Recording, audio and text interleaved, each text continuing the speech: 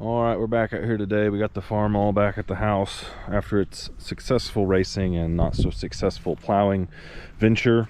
After only barely being able to outrun a lawnmower, I've been trying to think of how I can go faster on a tractor, because that's what tractors are for. So we've got the Ford here, which is much slower than the Farmall. It runs pretty good. I was looking online trying to find me one of the overdrive transmissions that go in front of the other transmission so we can go faster, and I happened to find one of those transmissions, and it's in my shed. But the problem is it's inside another Ford tractor, so it's kind of dark in here. This is a Ford 2N from what I can tell. It's got custom wheels. Someone has cut out the big 18s or 19s or whatever they have and welded them inside a set of 15-inch wheels. This tractor does have what I was told whenever I bought it. I didn't test it because it was cold and it doesn't run very good. I was told this was an overdrive, an over-under transmission, so it'd have a high range and a low range, but it's only got this spot here, which is what I assume is standard gearing, and then it's got that, which is high, and then it's got this spot in the middle, which is neutral. So it's only an overdrive, which is kind of unfortunate. I was hoping to have the lower range also. So we're gonna start taking this tractor apart. It's got nice wheels on it. The rear wheels look like they've been replaced. The tires are in better shape. They are smaller, but it's a small tractor. So probably see if I can get it started up and show you the problems it has. It's missing some parts, like the pipe from the carburetor up to the air cleaner. Bottom of the air cleaner is missing. At least nobody's spray painted this one red on the hood, so it kind of looks more more patina. But yeah, we're out here in my shed. I'll get my little buddy fired up,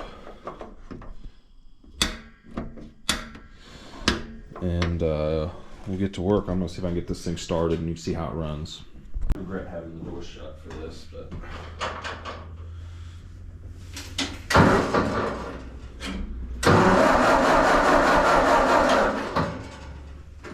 turn the gas on, that might help.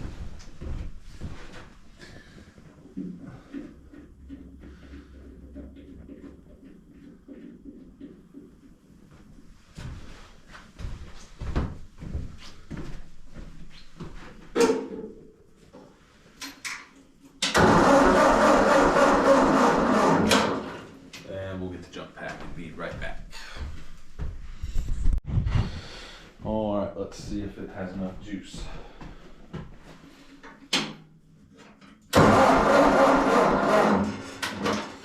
No.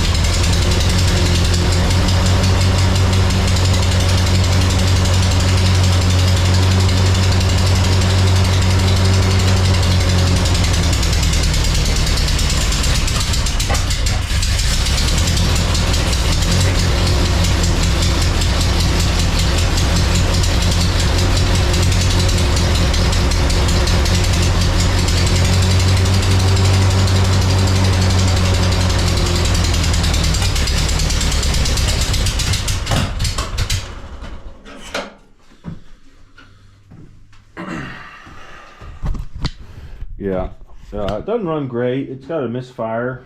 And what I noticed when I watch it run, not only does it smoke a lot out of the exhaust, but it also blows smoke out of the carburetor. So it's probably got a stuck valve or something making it miss on one of the cylinders.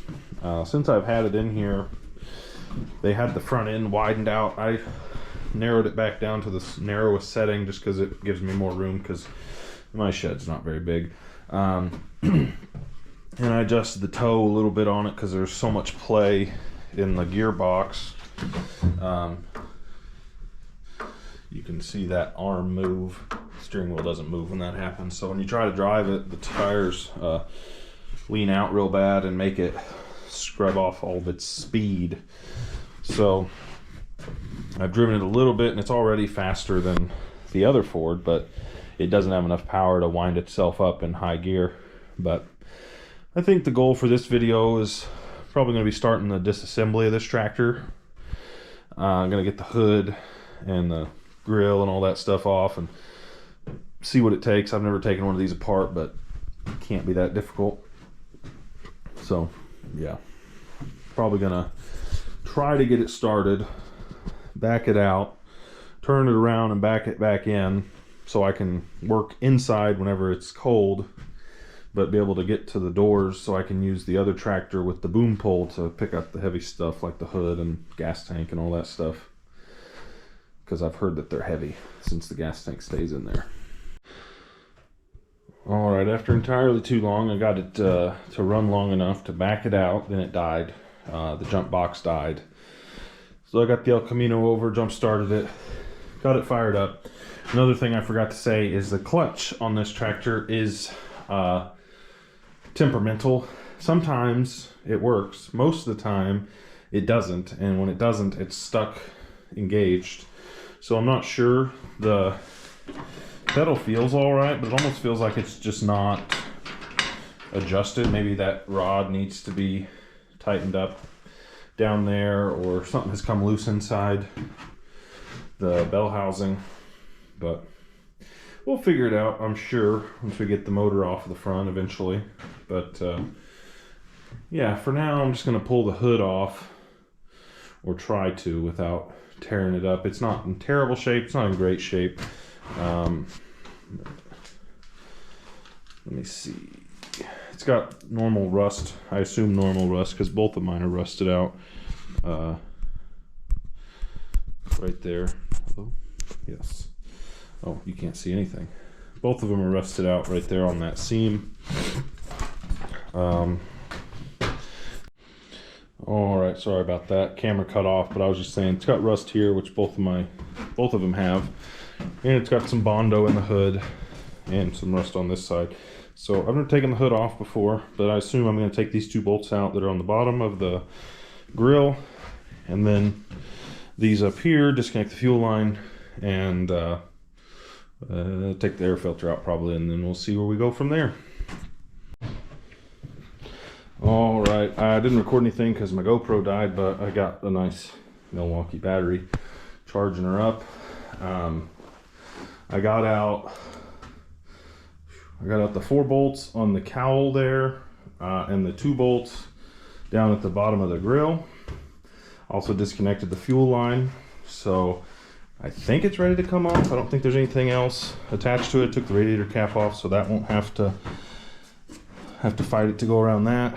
I tried to take the air cleaner off. That's got the oil bath air cleaner, and I know it's supposed to have a clamp on the top there, but I'm pretty sure somebody brazed that together for some unknown reason, because I can see some gold stuff on this side, like it's been brazed or soldered or something. So we'll just leave that till the hood comes off, and then that can get taken out. And I was going to put that on the other tractor because it's in better shape, but since it's all one piece, I don't know if that's a good idea. So now we're going to figure out how we're going to lift this thing up off of here.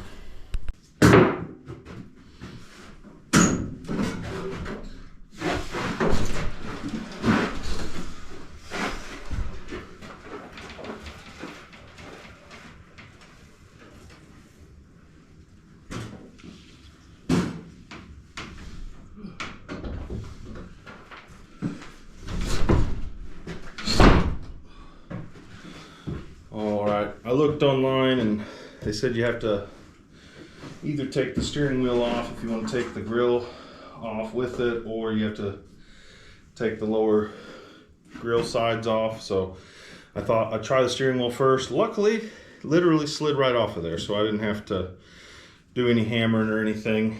But finally got the hood off. That thing was really heavy, so that's good. When I go to town soon, I'm going to get me another light so you guys can actually see what I'm working on up here.